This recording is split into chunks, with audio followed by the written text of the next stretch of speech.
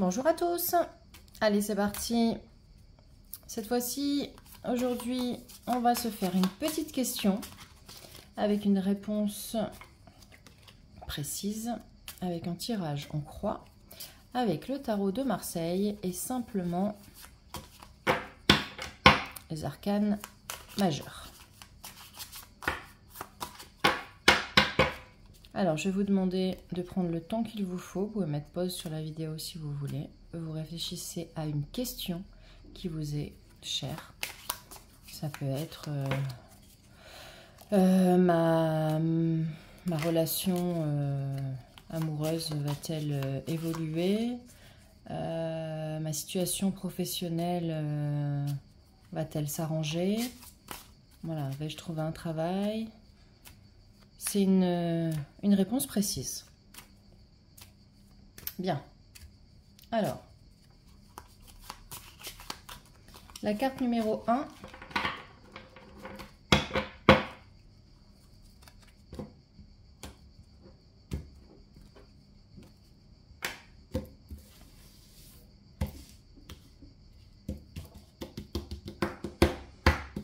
Allez, la carte numéro 1, c'est l'affirmation.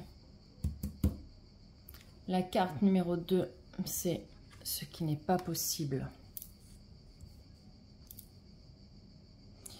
La carte numéro 3 indique les buts à atteindre.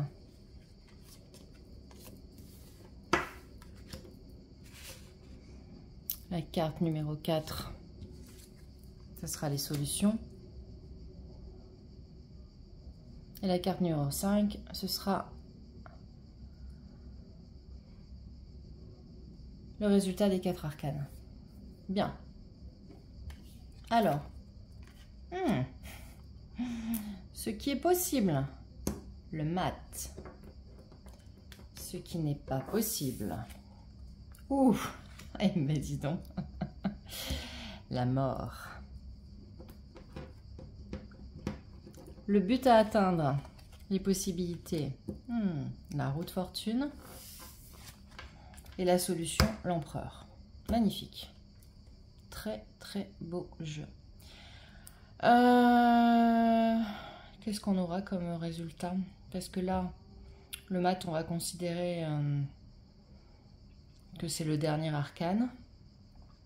C'est soit le 0, soit... le 22. La roue de fortune 10. 10 et 10, 20. 23. 23 plus 4, 27. 7 et 2, 9. Alors, c'est qui le 9? J'ai un doute, on va vérifier. C'est l'ermite. Ok. Donc, notre réponse, ce sera l'ermite.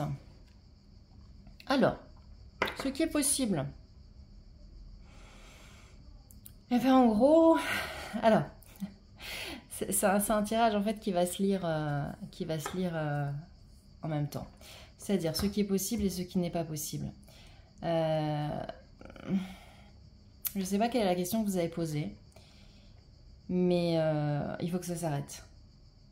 Voilà, clairement, il faut que ça s'arrête. Il y a quelque chose qui va s'arrêter pour votre plus grand bien. Le mat... ou le fou, c'est la dernière carte du jeu. C'est celui qui n'a pas de numéro. Et c'est celui qui part. Donc vous voyez, il part. Il a son baluchon. Il a le chien qui lui court derrière, qui lui mord la cuisse. Mais bon, ça n'a pas l'air de trop le déranger. D'accord? Il y va. Il y va, il s'en va, il va sur son chemin, coûte que coûte. On est parti. C'est la fin d'un cycle. C'est la fin d'un cycle. C'est un arcane qui est mystérieux. C'est l'absence de nombre, c'est le vide. Est-ce que c'est 0? Est-ce que c'est 22? On ne sait pas trop. En tout cas, ce qui est sûr, c'est qu'il marche vers un nouveau cycle. Et ce nouveau cycle est terminé. Parce que là, vous avez la mort. D'accord?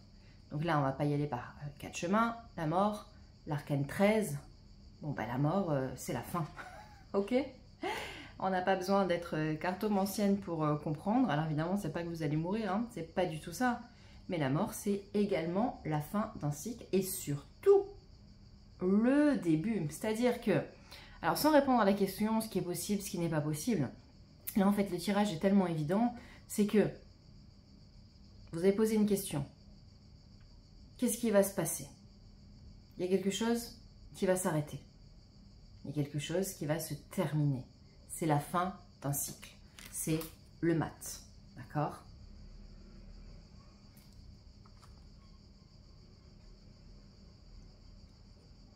Et évidemment, la suite avec l'arcane 13, c'est le début. Le début d'un nouveau cycle. Donc là, on est parti. Transformation, nouveau départ, rupture des habitudes. C'est un changement total, c'est un changement rapide. Ça peut être sur le plan professionnel ou le plan sentimental, d'accord? Donc, que vous ayez posé une question professionnelle ou sentimentale, ça marche des deux, d'accord? Alors bien sûr, ça peut être, si vous avez posé la question, est-ce que je vais divorcer? Ben oui, vous allez divorcer. C'est la fin de ça pour aller vers du renouveau. Et surtout parce que juste après, vous avez la roue de la fortune. D'accord? La roue de la fortune, avec ce 10, pareil. Le 10, c'est quoi? C'est le 1. C'est le nouveau départ. On reste dans la même chose, hein, d'accord? C'est le tournant, c'est le nouveau départ. C'est le double de 5, c'est ce qui montre la dualité de l'être humain. Donc on était d'un côté, on va de l'autre, on arrive ici. C'est l'instabilité permanente, on monte, on descend, on monte, on descend, on monte, on descend. Mais cette roue de la fortune, ça nous amène à quelque chose de magnifique. C'est le destin, c'est la nouveauté, c'est l'ouverture. C'est toutes les arcanes qui tournent autour d'elle. D'accord? C'est la roue de fortune. On ne peut pas dire mieux, c'est la roue de fortune. Grâce à elle, vous allez découvrir une nouvelle vie.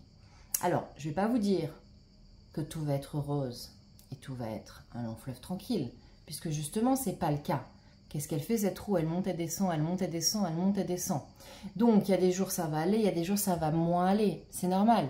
Vous allez quitter quelque chose que vous connaissez pour aller vers quelque chose d'inconnu. Terminer, vous allez vous transformer et vous allez avoir votre cheminement.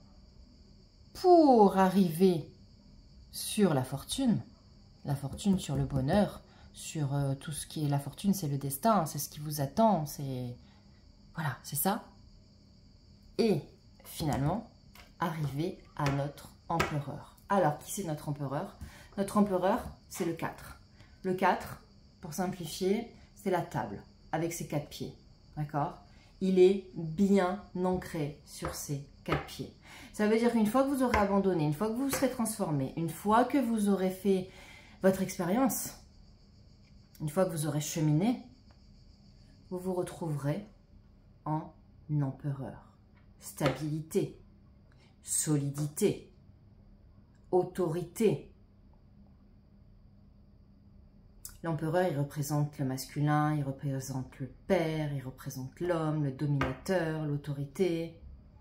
Il représente aussi l'intelligence, le matériel. Ça peut être un ami très loyal.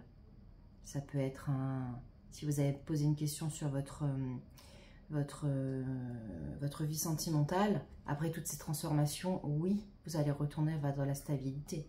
Oui, vous allez retrouver quelqu'un sur qui vous allez pouvoir compter.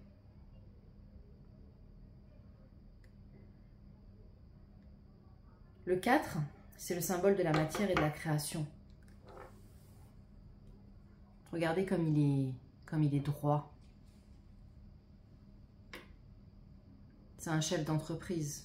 Si vous avez posé la question sur votre vie professionnelle, vous changez. Vous partez. Nouveau départ. Transformation. Des hauts et des bas. Je chemine.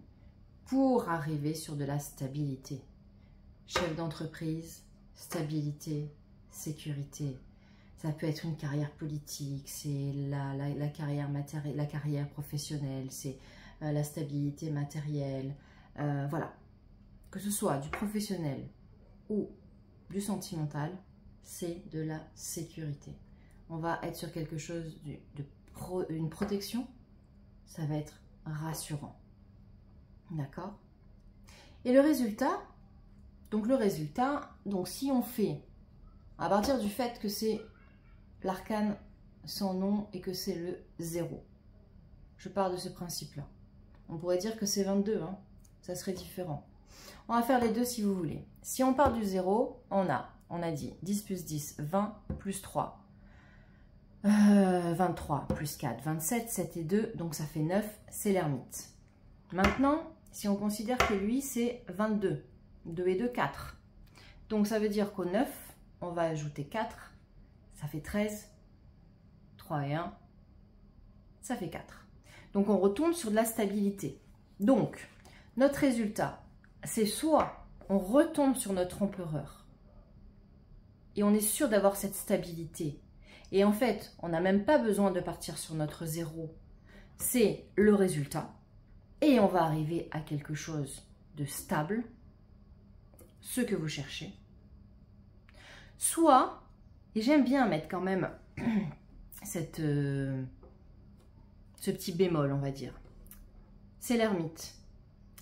L'ermite, c'est un peu le contraire de lui. Il part dans l'autre sens. Il n'a pas de baluchon, mais il a sa lanterne. C'est sa lumière qui le guide. C'est la sagesse. C'est le maître. C'est celui qui indique la direction. C'est celui qui montre la direction. Donc, qu'on soit sur l'empereur, qui va arriver sur quelque chose de très stable, ou l'ermite, le numéro 9, qui va nous montrer la direction, dans tous les cas, vous arrivez là où vous devez être. L'ermite, c'est la récompense et l'aboutissement des efforts. C'est l'achèvement de la création. Donc l'ermite, comme l'empereur, ce sont deux cartes très fortes. Je vais vous chercher l'ermite. Où est-ce qu'il est notre ermite ? Pour que vous le voyez, pour que vous compreniez ce que je vous dis. Il se cache notre ermite? Non, il est là. Regardez comme il est beau. Regardez notre ermite comme il est beau. Vous voyez ce que je vous disais? Il va dans l'autre sens.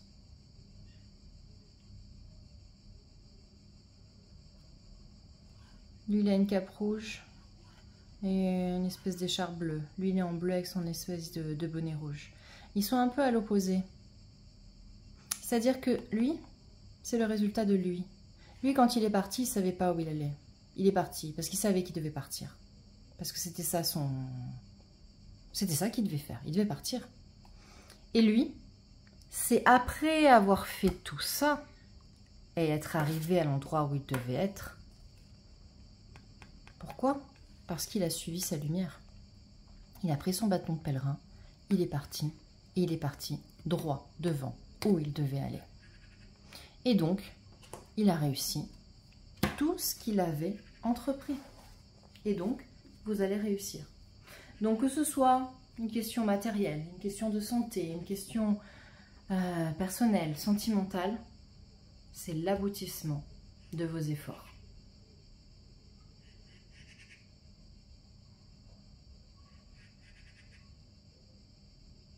Sur le plan sentimental,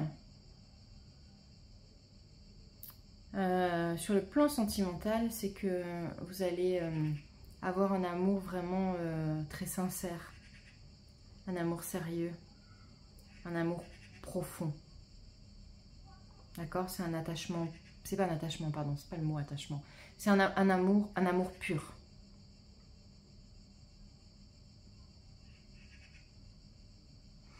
L'ermite, en plus, l'ermite, il est guidé par ses intuitions. par toute sa spiritualité, par toutes les études ésotériques qu'il aura faites, pardon. Donc suivez vos intuitions. Suivez vos intuitions. Avec la lune derrière, la lune c'est les intuitions. Voilà. Hein, je n'ai pas fait exprès de la mettre derrière, mais c'était pour appuyer mon propos. Voilà mes chers amis. J'espère que ça répond à votre question. Donc la réponse est oui, c'est très très très positif. Laissez partir quelque chose, abandonnez quelque chose ou partez. Pour arriver à la stabilité, pour arriver là où vous devez être. Je vous souhaite une très bonne soirée, une très bonne journée et à bientôt pour de prochaines lectures. Je vous embrasse.